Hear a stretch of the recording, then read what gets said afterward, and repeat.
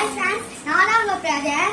நீங்க எப்ப பார்த்தாலும் நம்ம ஆக்டிவிட்டி தான் பண்ணுவோம். இன்னைக்கு நம்ம எங்க அம்மாக்கும் தம்பிக்கும் ஹெல்த்தியான முருங்கைக்கீரை சூப்பு செய்ய போறோம்.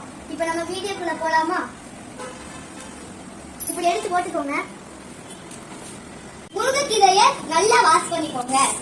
கொஞ்சம் வெங்காயம் எடுத்துக்கோங்க, கொஞ்சம் தக்காளி எடுத்துக்கோங்க, கொஞ்சம் மஞ்சள் தூள் எடுத்துக்கோங்க, கொஞ்சம் வெங்காயம் போட்டுக்கலாம்.